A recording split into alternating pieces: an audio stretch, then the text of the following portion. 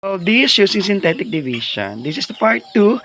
Okay, again, synthetic division is the shortest way in dividing polynomials by a binomial. Ito, yung ating synthetic division ay mas madali lang kasi dun sa ating ibang method. Okay? So, paano natin gagawin yon? Of course, pag sinabi natin synthetic division, i-detach natin yung ating coefficient dun sa ating variables at saka sa ating exponent. When you say detach, ang gagawin nyo lang dito is aasin lang yun, ihiwalay lang yung ating 3.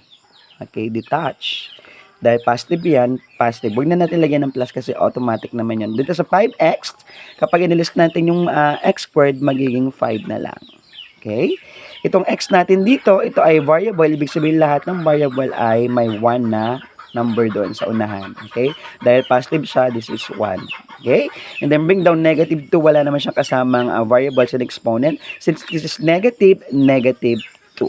Okay? Puntahan natin yung ating pang-divide, yung tinatawag divisor. Dahil ito x plus 1. Kapag synthetic division, yung positive dito magiging, ililipat natin magiging negative 1. And then, okay, step number 1, bring down 3. And then, i-multiply natin yun doon. Then, 3 times negative, unlike sign, negative 3. Okay, dito naman tayo magpo-focus. Unlike sign, subtraction, 5 minus 3 is 2. Okay, ganun ulit, i-multiply natin yung ating 2 doon sa ating negative 1. 2 times negative 1 is negative 2. Then, dito ulit tayo magpo-focus. Unlike sign, subtraction, 1 minus 2 is negative 1. Dahil mas malaki yung ating negative 2 na ang sign dito yung masusunod. Okay? And then, yun ulit, negative times negative is positive. 1 times 1 is positive 1.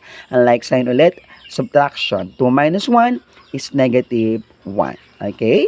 So, negative 1, ibig sabihin mayroon tayong remainder. So, ang gagawin natin yan para makuha natin yung final answer, x cubed, bring down natin yung ating 3, x, and then, 3 minus 1 is 2.